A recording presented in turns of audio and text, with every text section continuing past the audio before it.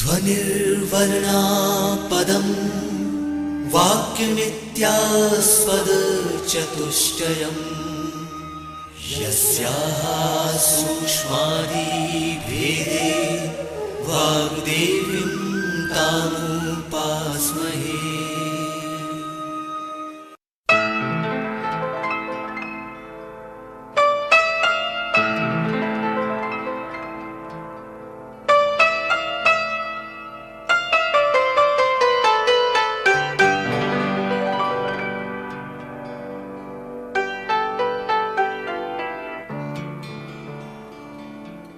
The Electronic Media Production and Research Center, EMPRC, of Madhya Pradesh Bhoj Open University presents an audio program on special education. This audio program will be useful to the students of B.Ed Special Education Program. The title of the audio program is A Brief Overview of Education for Students with Disabilities in United States of America. To deliver the lecture on this topic, we have invited our subject expert, Dr. Nora Griffing Shirley. She is a professor in the program of special education at Texas Tech University in Lubbock, Texas, in the United States of America. This audio program recorded, edited, and presented by Amar Bahadur Yadav. So let's listen to the audio program, A Brief Overview of Education for Students with Disabilities in United States of America.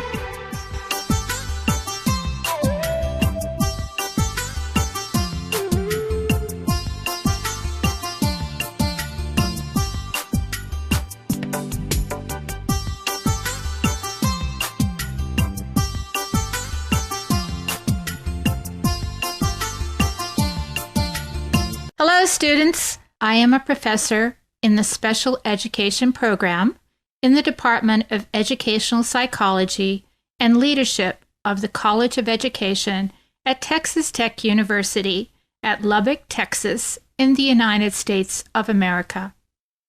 In addition, I also coordinate the Orientation and Mobility Specialist Program. I also train teachers of children with special needs, as well as teachers of children with visual impairments. And I am the director of the Virginia Murray Sowell Center for Research and Education in Visual Impairment. I have been teaching in a university system for over 20 years. I would like to thank Bhoj Open University for this opportunity to speak to you today on a brief overview of education for students with disabilities in the United States. The objectives for today's lecture are: 1. To articulate the overall system of special education in the United States. 2. To state how children are identified as needing special education services and some assessment procedures. Let's begin our lecture now. Talk a little bit about laws. Laws exist in the United States as well as in India to mandate how students with disabilities are educated. These laws provide assurances that all children receive free and appropriate education. For example, in the United States, the 2004 amendments to the Individuals' Disability Education Act has the following essential elements: equality of opportunity for all children with disabilities, full participation in regular education for all students with disabilities, independent living, meaning children with special needs need to be taught independent living skills, especially the ability to make choices, and economic self-sufficiency. In other words, children with special needs need to be involved in work. Work leads to high self-esteem, whether it's paid or unpaid work. Other legislative and laws regarding people with disabilities includes entitlements and services. These laws are the Rehabilitation Act, which was established in 1973, and the Technology-Related Assistance Program to Individuals with Disabilities Act. This provides technology to people with disabilities. There are also laws that prohibit discrimination. The Americans with Disabilities Act was established in 1990. Most currently, we have No Child Left Behind Act of 2001. The specific components of No Child Left Behind are the accountability for results. We're looking at enhanced student outcomes. We are also concerned under this law for school safety, looking at safe and drug-free schools. Also, under this law, No Child Left Behind, we're looking at parental choice. We want options for parents to be able to transfer children from one school to another, looking at the best fit for the child according to the parents. Also, we are concerned about teacher quality. We want highly qualified teachers in order to work with students with disabilities. Another aspect of this law is scientifically based methods of teaching. In other words, we're looking at evidence-based research. We need to increase the delivery of research-based instruction. We are also looking at local flexibility.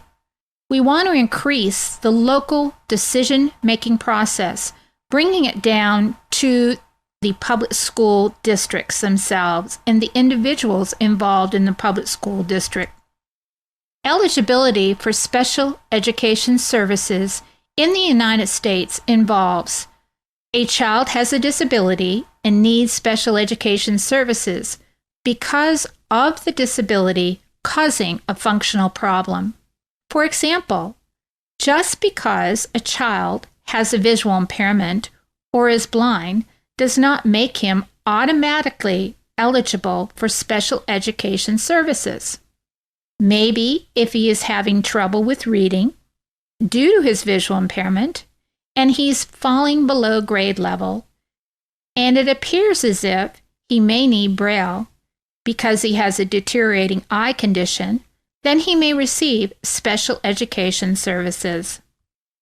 Disabilities covered under special education legislation are learning disabilities, speech and language impairments, mental retardation, emotional disturbance, multiple disabilities, hearing impairments, orthopedic impairments, other health impairments, autism, visual impairments, traumatic brain injury, developmental delay, such as when children are born prematurely, and finally, deaf blindness. What do we know about people with disabilities in the United States? We know many things. People with disabilities are twice as likely not to have completed high school or college than people without disabilities. The employment rate of individuals with disabilities is 35%, 19% for those with severe disabilities. However, for non-disabled students, the employment rate is 78%. And when we say non-disabled student, we're referring to the normal or typical student. So you can see there is a large difference between people with disabilities being employed and those without disabilities. 1/3 of people with disabilities report being satisfied with life, while 2/3 of students and adults who are non-disabled report similarly. In other words, people with disabilities are not as satisfied with their lives as people without disabilities. 26% of people with disabilities have incomes below $15,000.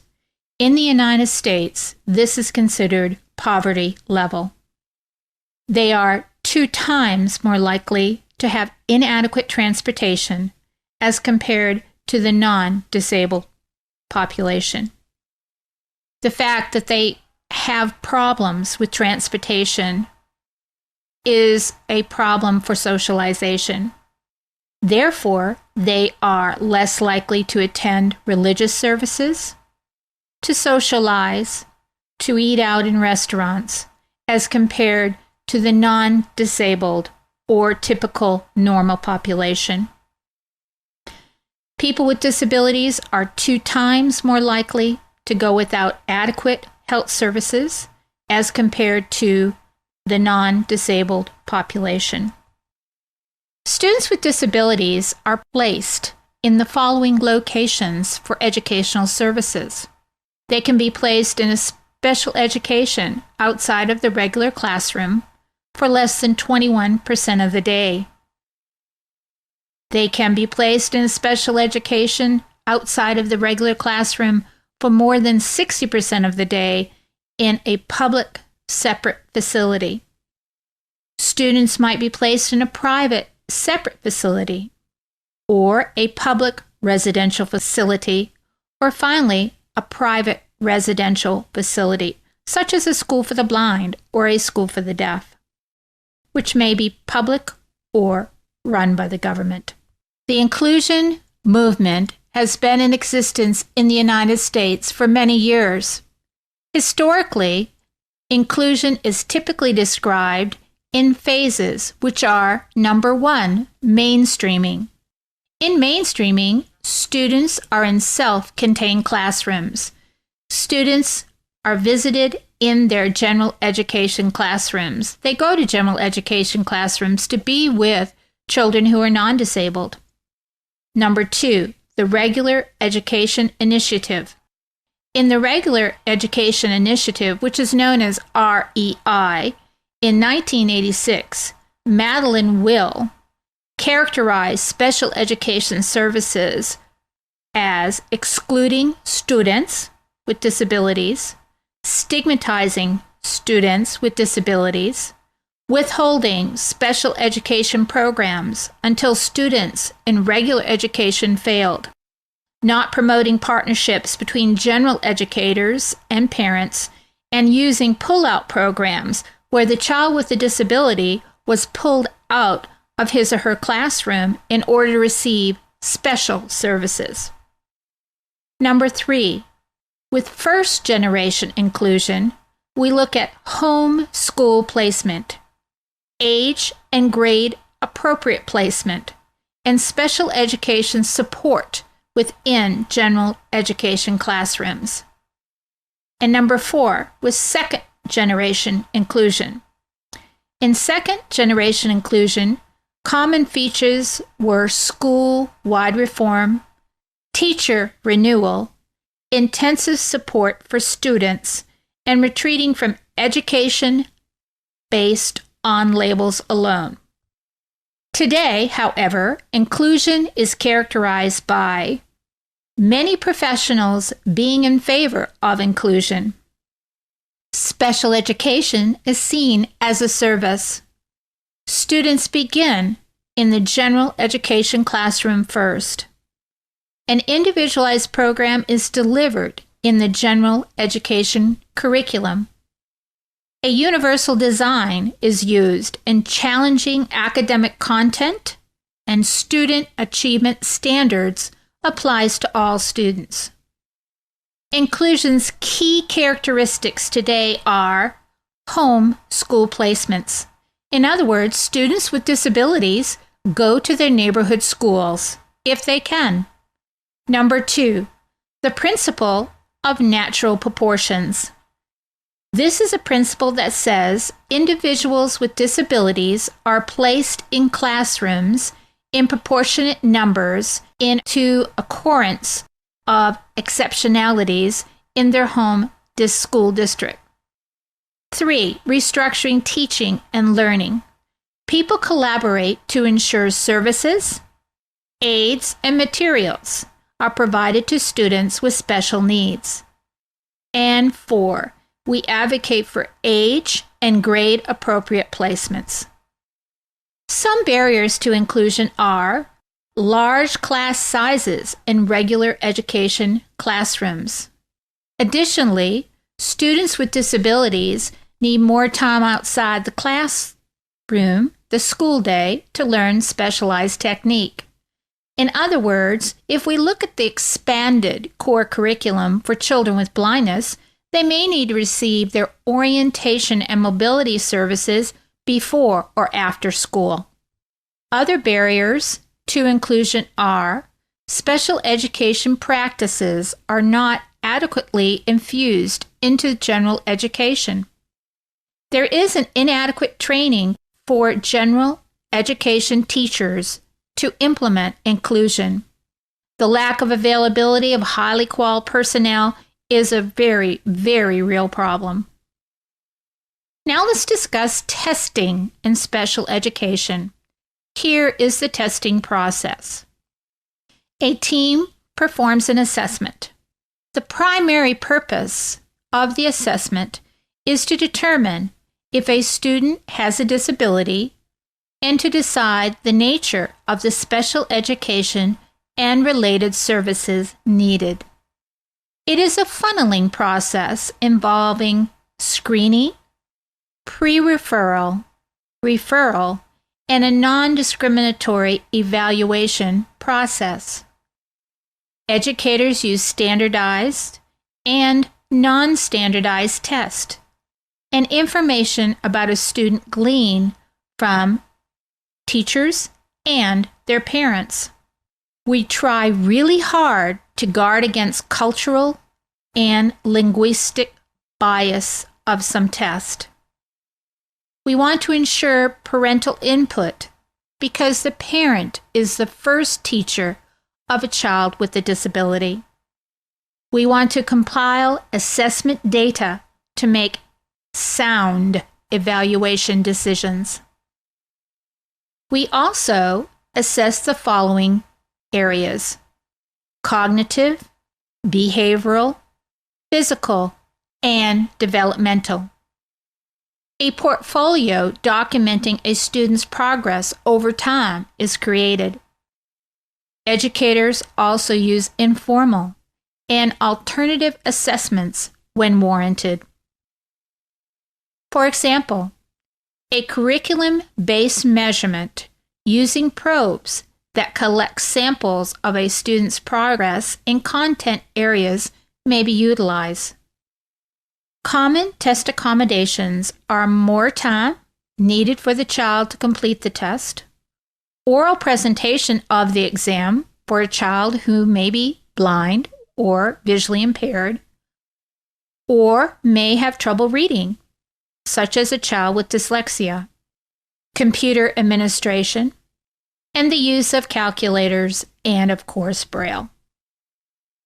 Ecological inventories are often used. The ecological inventories assess progress and monitor progress in and outside of the student's classroom. For example, a teacher will develop a list of what needs to occur for a mentally retarded student with a communication disorder to be a Walmart store greeter. A Walmart store greeter is usually someone that's employed by Walmart, which you now have in India, and they greet you, say hello when you come into the store, and they also will give you a shopping cart. You want to observe and see how this greeter, this person with the disability, responds using the inventory and note any discrepancies. The teacher then observes and documents a student's behavior while doing this task. The use of technology is also beneficial with this testing.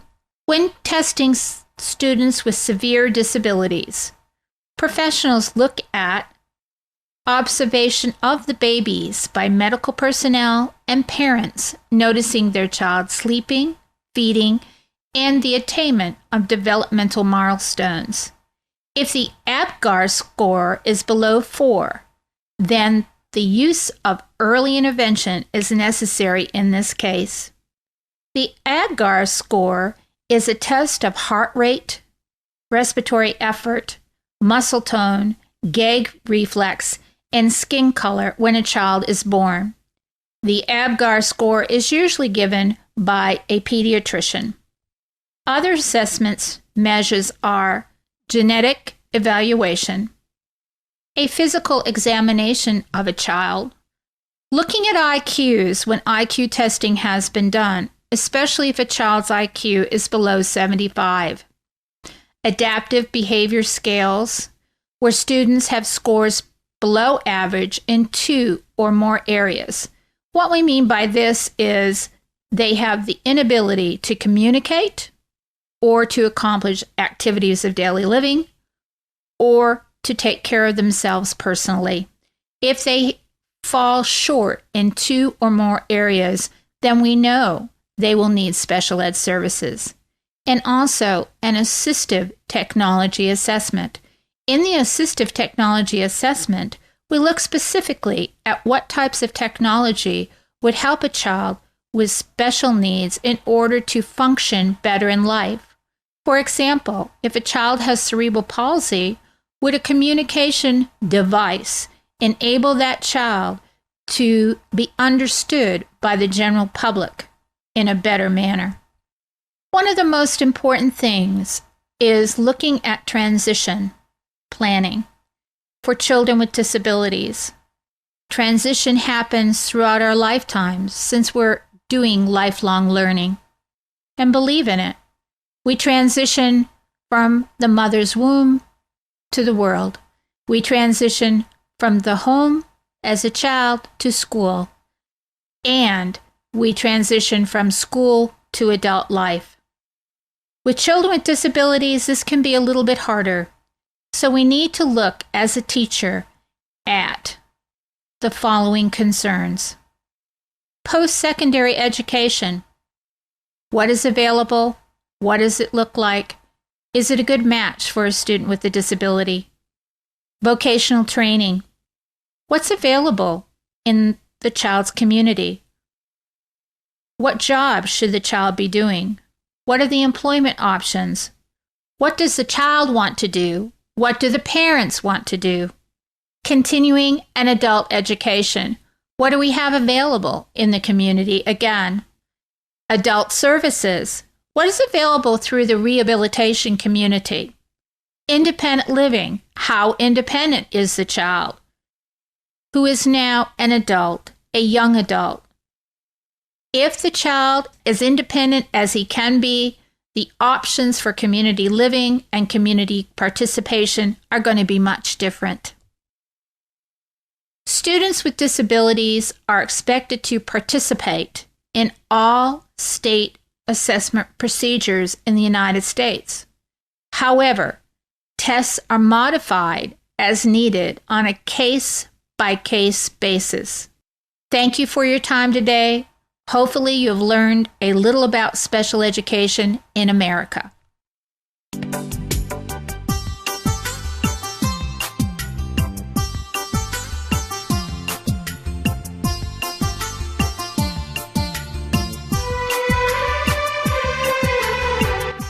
You were listening to an audio program, a brief overview of education for students with disabilities in United States of America.